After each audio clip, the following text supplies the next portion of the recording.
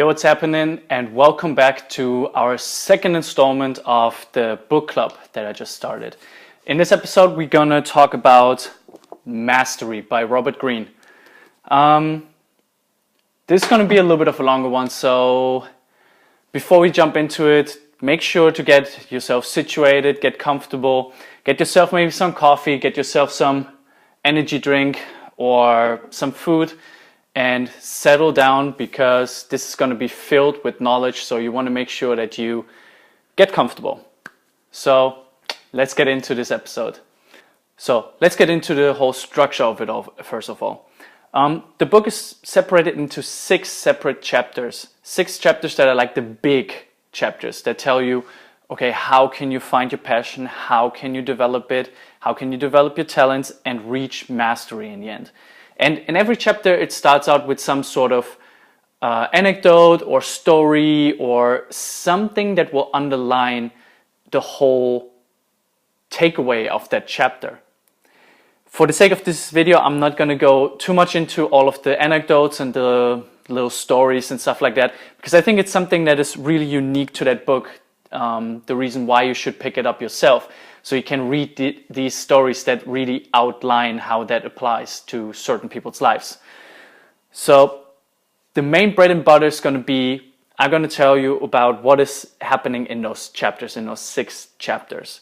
So really technical, really practical, not much fluff around it. I'm just going to get to the bread and butter of it. So let's start out with the first chapter. The first chapter is called Discover Your Calling, the Life's Task. In the book, Robert Greene points out that each one of us has something called a life's task, something we are born to do, or what we are meant to accomplish. And the way he goes about explaining how you can find that life's task is, or that calling is, to reconnect with your childlike curiosity and natural inclinations. What he means by that is, when we were younger, we all had that. We were all curious. We wanted to experience the world. We wanted to learn new things. And along the way, it kind of got away from us. We got less curious. We kind of strayed away from our main inclinations of the things that are really interesting for us, because we had to trade it in for school subjects that we were, to be honest, not really passionate about, but had to do. So school and society plays a big role in kind of conditioning us to follow certain subjects and learn about it. Things like math or English or literature or whatever the case may be. We had to learn those subjects and we kind of got away. So what he wants you to do is, he wants you to get back to that childlike curiosity and find out what is really the thing that interests you. He also says that the first move in terms of mastery is not outwards in the outward world. He doesn't want you to take steps immediately, because he thinks you need a sort of like a North Star that guides you, your calling, your life's tasks. And that life's task is something that is inside of us. So you have to turn inward, which means self-awareness. Really go back and think about when you were a child. What were the things that excited you the most? This is step 1 in the process of finding your passion. So there's a quote that I want to read out for you, and I think it's a really, really nice one that underlines the whole thing that we're talking about right here. The quote is by Jose Ortega y Gasset, probably butchered that name, but however, it's, among his various possible beings, each man always finds one which is his genuine and authentic being. The voice which calls him to that authentic being is what we call vocation. But the majority of men devote themselves to silencing that voice of the vocation and refusing to hear it. They manage to make a noise within themselves, to distract their own attention in order not to hear it. And they defraud themselves by substituting for their genuine selves a false course of life. In the later part of this chapter, he goes on to explain strategies for finding your life's task. Because this right here is, it's nice to have that type of information. Yeah, you have to go inwards and stuff like that, but it's not really practical. So here we go. This is a multiple step process, but I'm going to take you through the steps. First, return to your origin. or the primal inclination strategy. So he says that everybody who masters a field, everybody who reaches mastery in whatever they do, they always have some sort of love or profound connection for or to the subject that they deal with. So it's something that's really almost ingrained in us. It's the one thing that really excites us, that makes us fall in love with the subject. The second one is occupy the perfect niche, or the Darwinian strategy. Robert Greene explains that every time you find a subject that really excites you, you can either go out and compete with all the people that are in that subject, or, which is even smarter, you can go and create your own niche. So you have less competition.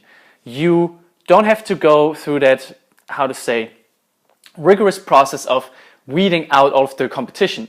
You are your own competition because you are in your own perfect niche. So he explains that the career world is like an ecological system. In that ecological system, we have to all occupy particular fields within which we must compete for resources or survival. You don't want to play that game, you want to dominate your own niche. Thirdly, avoid the false path, or the rebellion strategy. A lot of us have wrong reasons when we pick our field of mastery or when we pick our careers. Throughout our whole lives, it's taught that the main thing you want to go for is you want to make money. And that's a really poor strategy to go for if you want to reach true mastery in that field.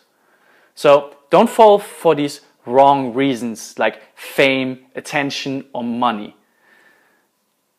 Now, fourth is let go of the past, or the adaptation strategy. You're not tied to a particular position, which means that if you're already in a career right now, that doesn't mean that you can't change it. You can change things whenever you like. Of course, there are smart ways to go about this, but this is not the scope of this video.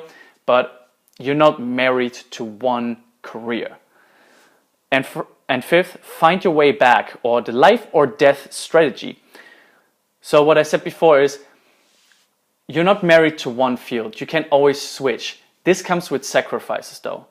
We all have to sacrifice something to reach mastery.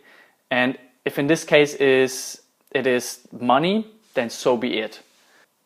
In chapter 2, which is called Submit to Reality, the Ideal Apprenticeship, Robert Greene lines out how we go from having found our passion to how can we then go and learn the most efficient way. So after our formal education, most of the time we enter the most critical phase in our life. We have a second practical education known as the apprenticeship. Most of us, we go to university or we do our high school diploma, and afterwards we have to learn a new occupation. So we go through an apprenticeship phase where we learn those necessary skills.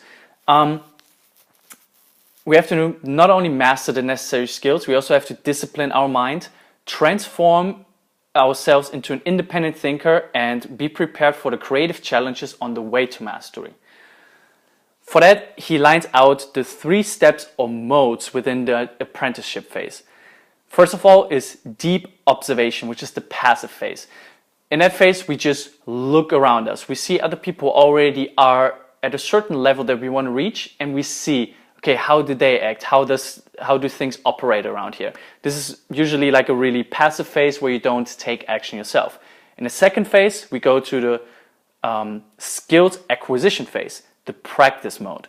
We really go and start out developing like let's say the basic skills that we need in the beginning, the foundations.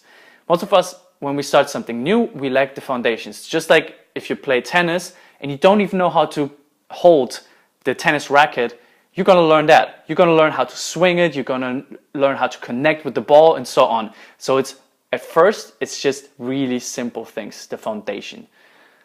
Then third, the experimentation phase or the active mode. In the experimentation phase, we already have our basics down. Now we try to experiment around with different modalities, with different things within our field of mastery.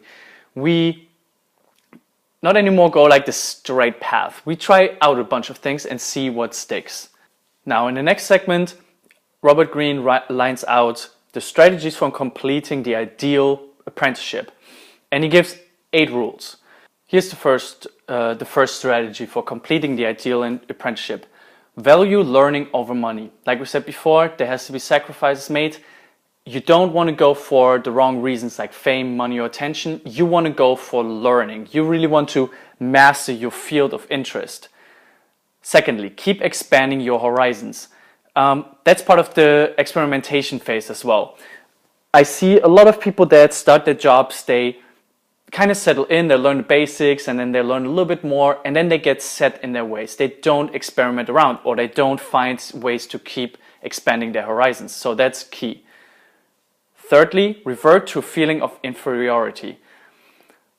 Lots of times when we start to become more proficient at something, we start to get an ego about it. We start to think we're better than other people, which is a big trap. So if you go into a room and you assume that you're inferior or that you just know less than other people, you have the opportunity to learn. You open your mind up for that possibility. Fourth, trust the process. This is something that always sounds like woo-woo and more like the spiritual kind of stuff. But it really comes down to, as soon as you commit to one path, trust that within the process, you're going to find mastery. You have to just keep on pushing, because like the more you push, the more you're going to see that you're going to develop more and more. Fifth, move toward resistance and pain. This is something that I personally learned when I started doing powerlifting. When I started working out quite a bit, I learned that having to push myself to the next level, I have to push through resistance and pain and in a way find that resistance. I have to find something that's challenging every single time. And that's the same thing you want to do in every single field that you're going to occupy. Number 6, apprentice yourself in failure. A lot of people talk about fail forwards. A lot of people talk about how you should fail more often. And that's what they mean by it. You should not only fail, but you should take the big lessons out of that. You should take the right lessons out of every single failure and not be afraid to fail. Number 7, combine the how and the what. So a lot of people that are masters in their particular field, they have something that's called mental representations. So they don't only know what they have to do, but also how they have to do it. They're really familiar with the ins and outs of their field. You want to develop the exact same. You want to find that connection between those two. Number 8, advance through trial and error. This is like one of the biggest takeaways, I think. You should always go and try things out, just like in the experimentation phase, and not be afraid that you're going to fail. That's part of the process. You try, you fail, you learn, you try, you fail, you learn. And at one point, you're just going to go through that feedback loop, and in the end, you come out a better person, or you just learned something new. Chapter 3 is called Absorb the Master's Powers, or the Mentor Dynamic. In one of my previous videos, I talked about how important mentors are in your life. If you want to know more about that topic, just check out my video about that, and you're going to know a lot about why mentors are great, how to find them, and much more. In his book, Robert Greene also lines out 4 strategies to go about that process. Number 1 is choose the mentor according to your needs and inclinations.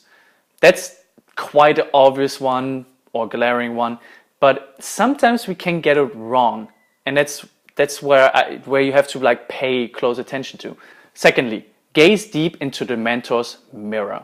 He says to reach mastery, it requires some toughness and a constant connection to reality. You have to be honest about yourself and about your weaknesses. So you want to find out what are your weaknesses, and you want to really apply the self-awareness approach. You want to tackle your weaknesses. He also goes to the length of saying that everybody who reached mastery went through some sort of suffering, which doesn't mean that you have to have suffered through personal experiences that were really negative, but everybody committed themselves to something that's bigger than them. They all had to put in the work, and it's not really pleasurable all the time. Also, a lot of them have experienced endless criticism of their work, doubts about their progress, and setbacks along the way. That's totally normal. Interestingly enough, I can see that in my life quite often as well, where people start to throw shade at me, they try to criticize my work, or they try to bring up doubts within me if what I'm doing is the right thing to do. The voices are not loud, there are not many people who do that, but it already starts when you start out small.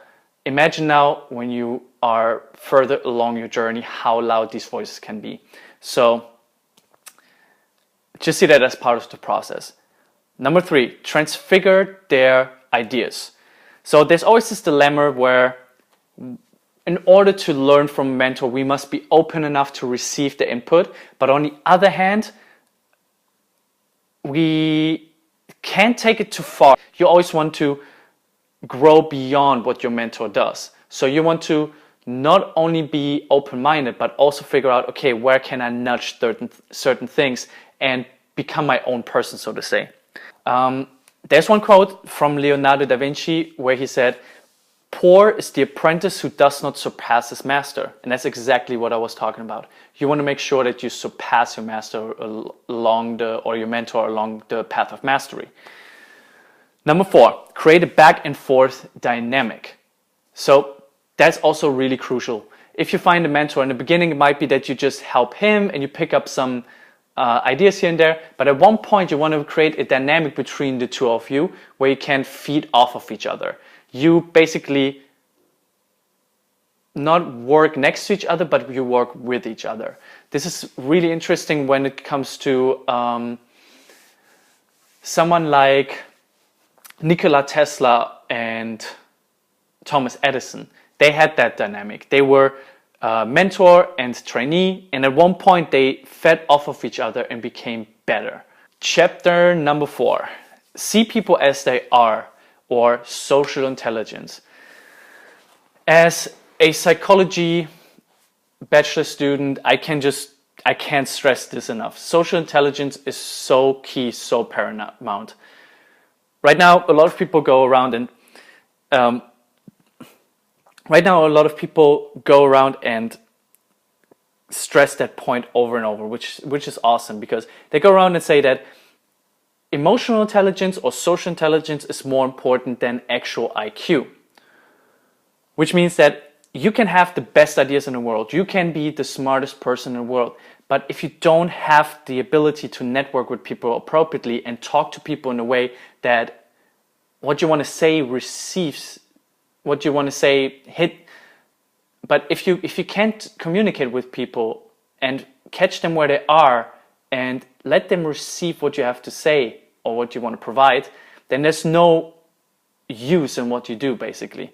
You want to learn how to network efficiently and also transform your ideas and bring them out into the world where it can actually connect with people, where it can hit people. So this is a really important chapter right there, so make sure to listen carefully. In the book it says, often the greatest obstacle to our pursuit of mastery comes from the emotional drain we experience in dealing with the resistance and manipulations of the people around us. Navigating smoothly the social environment, we have more time and energy to focus on learning and acquiring skills. And it's so key. Sometimes our environment can be distracting. It can also drag us down. So what we want to do is we want to learn how to read people, and we want to learn how to connect with them in a certain way. And in the book he goes over the 7 deadly realities, which are envy, conformism, rigidity, self-obsessiveness, laziness, flightiness, and passive aggression. And I'm just going to break them down real quick. We don't want to spend too much time on them. You can read them up yourself. Envy. Don't compare yourselves to others. There's this big trap, especially with social media nowadays, where you look around and you think everybody else has it so much better. Everybody's smarter, more beautiful, more talented. Don't fall into that trap. Don't get envy. Don't get envious. Then conformism. You have to balance on a tightrope between being a rebel or an innovator and being part of the larger group. So in one of my blog posts, I actually mentioned that, where I talked about being a rebel. And if you want to read up on it, click in the link in the description. And in that article, I also point out that you want to be a rational kind of rebel. You don't want to just rebel against everything, but you also want to fit into the larger group to be part of that. Then rigidity. You have to remain an open spirit and let go of bad habits and to deliberately cultivate new ideas. Again, I made a video about how to build powerful habits. Check that out. Then self-obsessiveness. In general, in our interactions with people, we find a way to make the conversations revolve around them and their interests. If you go out and try to effectively network with people or try to convince them of something, you want to make the conversation about them, not about yourself. Don't obsess about yourself. Laziness. Be aware of other people's laziness, and your own laziness can be a downfall too. It is okay if other people are lazy, but you also have to realize that if you give someone a task, you can't 100% always rely on it because people are just inherently lazy. We are made for conserving energy. Flightiness. Rely upon yourself and don't take people's promises so serious. That's exactly what I was talking about. People sometimes promise you something and don't come through, and that's okay. Then passive aggression. Don't jeopardize your social growth for your intellectual growth. Sometimes we value ourselves so much because we are on this path of mastery, and we kind of forget that not everybody has that and that that's okay. Sometimes we kind of look down on other people, and I think this is something we have to watch out for. Don't jeopardize your social growth, the people that you're around, for your intellectual growth. Chapter 5, Awaken the Dimensional Mind, or the Creative Active. So Robert Greene points out that each one of us has a natural creative dynamic within us. So in that phase, we went through all of these phases before, and now we're in a phase where we more and more experiment and become increasingly bold. So we learned all of the P's and Q's, all the nuts and bolts of our specific task, of our specific thing that we're doing.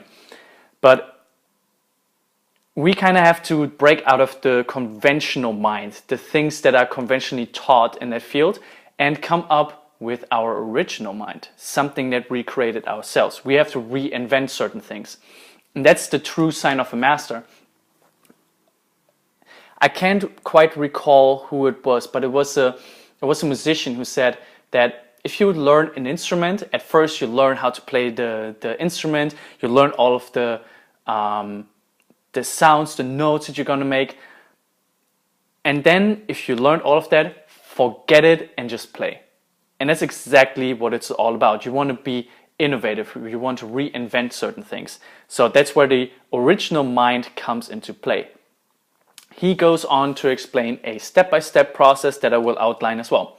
Step 1, the creative task. You must begin by altering your very concept of creativity and by trying to see it from a new angle. Realize that the task you're choosing has to be realistic, and you must let go of the need for comfort and security. Find comfort in discomfort. So pushing yourself out of the comfort zone is one of those things that people always repeat, and I think it holds very true. In step 2, you're going to apply different creative strategies where you try to loosening up your mind. When you're in the conventional mind state, you're more rigid, you're more you're more stuck in one way, the way you learned it. But if you try to tap into the creative mind, you want to loosening up the mind. And there are 5 strategies where you want to cultivate negative capability. So it's the capability to negate your ego. We talked about it before. Sometimes you just want to see yourself in a certain way. You have an ego attached to it.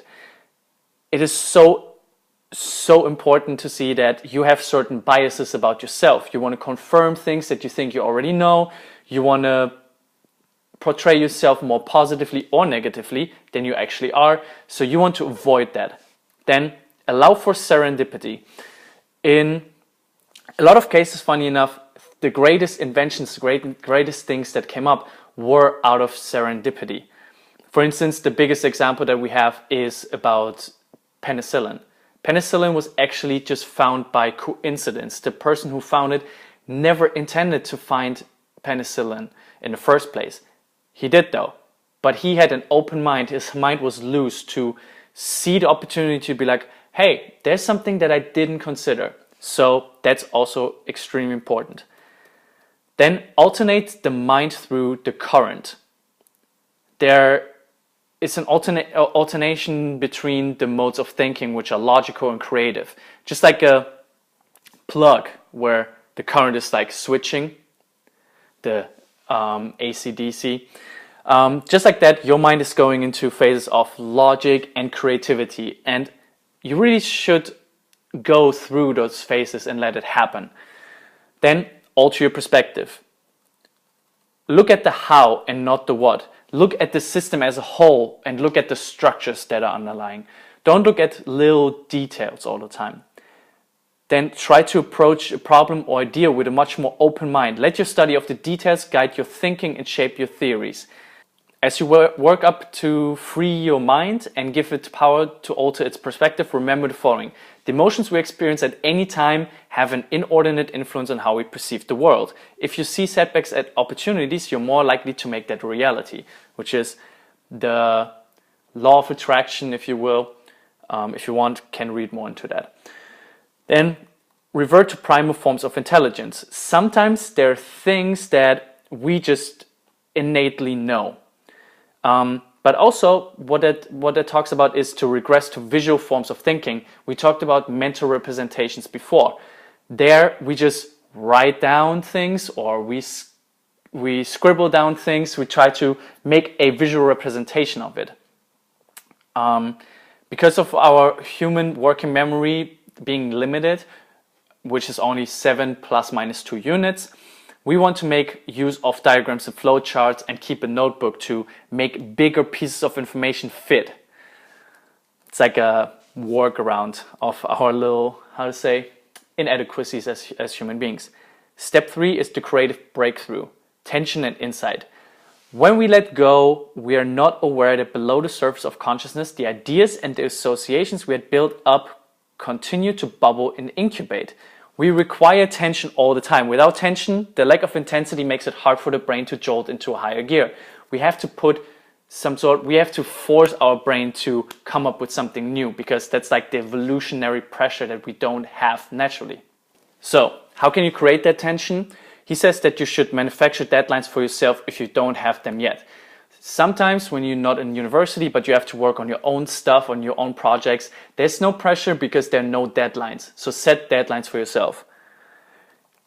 Here are a couple of emotional pitfalls that he points out. Complacency, so settling for less. Conservatism, not opening your mind up to new ideas, for instance. Dependency, depending on certain people, depending on certain crutches that we have. Impatience, not being patient enough on how the process is going. Grandiosity. Once again, self-awareness is really important. Sometimes we believe that we are better than we are. We have a sense of superiority. And finally, inflexibility. We're not flexible enough to change things around because we're set in one way. And finally, chapter 6.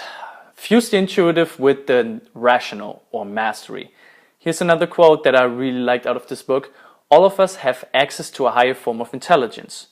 One that can allow us to see more of the world, to anticipate trends, to respond with speed and accuracy to any circumstance. And this intelligence is cultivated by deeply immersing ourselves in a field of study and staying true to our inclinations, no matter how unconventional our approach might seem to others. In the rest of the book, Robert Greene starts to line out strategies for attaining mastery. Because we went through all of the steps before, now we're ready to reach that end level, that end goal of mastery. He gives us 7 steps to reach that mastery. First, connect to your environment or primal powers. We had that before, but he really wants to stress that we gain such power by first transforming ourselves into consummate observers. Secondly, play to your strength or the supreme focus. To rise to the level of mastery, it requires many hours of dedicated focus and practice. And that's something that is outlined in the 10,000 hour rule, where it says that if you want to reach mastery, you have to practice 10,000 hours. But not only just practice, deliberate practice, practice that is focused. Achieving mastery in life often depends on those first steps that we take. It is not simply a question of knowing deeply our life's task, but also of having a feel for our own ways of thinking and for perspectives that are unique to us. So play to your own strength. Each one of us has those strengths. Thirdly, transform yourself through practice, or the fingertip feel.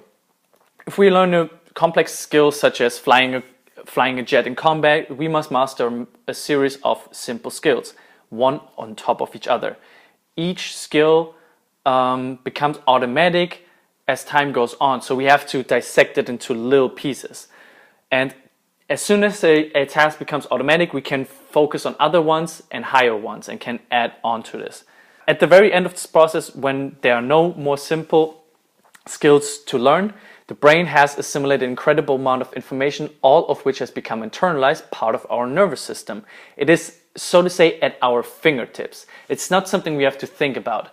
Do you think if you see someone like Kobe Bryant or LeBron James shooting a basketball that they think about every single thing they do? No, they're in the flow. They're totally immersed into that. It's legitimately at their fingertips. So it's automatic, they don't have to think about it anymore. Fourth, internalize the details or the life force. There is something that is called the Leonardo da Vinci path. You might wonder why someone like Leonardo da Vinci was able to paint in such beautiful manner, that he had such a eye for details, let's say, and make things look lifelike. The reason why that is because he immersed himself into every single thing. So he learned how to draw humans. He had to learn how to draw the hands, the fingers, every single thing. So he picked up everything until it was universal. Fifth, widen your vision or the global perspective. When you're having a competition against someone, let's say we play chess against each other, there will always be a winner or loser. Someone who has a wider or more global view of this whole thing is more able to carefully strategize. So I don't only see, when we play chess against each other, I don't see the individual pieces, but I might see different formations. I know exactly which pieces can go where and what would make sense, so I can anticipate. Strategizing is key. 6, submit to the other or the inside-out perspective. So we can't ever know what other people think or what they feel. Although there's empathy and mirror neurons which allow us to kind of figure out what people think or feel, we never fully know. So we should make a conscious effort of also thinking about other people and also asking other people, what do they want? So if I do a new product, for instance, it's not enough that I like it. Also, other people have to have a problem that I want to solve, and they have to like it. They have to like the way it looks. They have to like all of the facets of it. And that's where it's important to have empathy and also just ask other people about their opinion. 7, synthesize all forms of knowledge or the universal man or woman. So we want to make sure that we make a conscious effort of taking all of the knowledge that we have, all of the forms of knowledge, and put them together. We want to have a holistic, a universal feeling. We want to be the ultimate person, the ultimate man or woman. Those were all of the chapters of the book, and this is like the major takeaways from it. I hope you enjoyed it. At the end of the book, there are much more like little, let's say, case studies where it's about contemporary master biographies, where he goes into detail of different masters and explains how their life turned out and just goes a little bit deeper into it. It's a little bit of a bonus of the book. So I would highly recommend to read Mastery by Robert Greene. Give it a go. It's highly, highly inspirational, and there are major takeaways from it. It's incredible. So I hope you guys enjoyed this video. Make sure to like this video if you enjoyed it, to subscribe to my channel to stay up to date, and comment which book do you want to see next. Maybe I'm just gonna take a recommendation and go for it. But I'm gonna see you guys in the next video, but until then, peace.